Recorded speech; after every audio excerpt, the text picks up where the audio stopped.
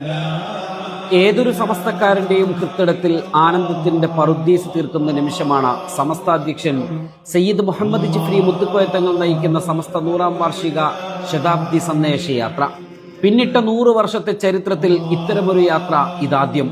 ഒന്നുറപ്പുണ്ട്, സമസ്തയെ വായിക്കുന്നവരുടെ മുൻപിൽ ഇത് തങ്കലിപികളാൽ ആലേഖനം ചെയ്യപ്പെടുമെന്ന്.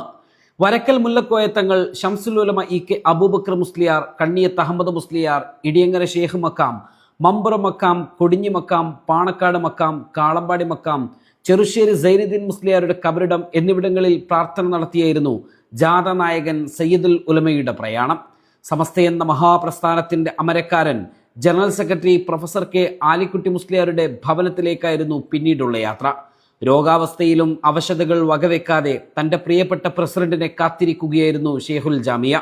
ഒരുപക്ഷെ പൂർണ്ണ ആരോഗ്യത്തോടെ ഉണ്ടായിരുന്നുവെങ്കിൽ ആ പച്ച നിറത്തിലുള്ള ഷാൾ തോളിൽ വെച്ച് മധുരമൂറുന്ന സലാം നീട്ടിപ്പറഞ്ഞ് നമ്മെ അഭിസംബോധന ചെയ്യുമായിരുന്നു അദ്ദേഹം. തിരൂർക്കാട്ടെ ആലിക്കുട്ടി മുസ്ലിയാരുടെ വീട്ടുമുറ്റത്ത് ചേർന്ന ചടങ്ങിൽ ആലിക്കുട്ടി ഉസ്താദിൽ നിന്നും പതാക കൈപ്പറ്റി ജാഥാ നായകൻ യാത്രക്ക് തുടക്കമിട്ടു. പ്രസിഡന്റ് ജാഥാ നായകനാകുന്ന യാത്രക്ക് ജനറൽ സെക്രട്ടറി പതാക കൈമാറുന്ന ആദരവിന്റെ ചരിത്രം പിറന്ന സംഗമം കൂടിയായി ഈ പതാക കൈമാറ്റവും മാറി. ഇനി യാത്രയുടെ നാളുകളാണ്. 10 നാൾ സമസ്തയുടെ സന്ദേശം ഉയർത്തി പൊതുസമൂഹത്തിന് മുൻപിൽ ഇസ്ലാമിൻ്റെ സന്ദേശം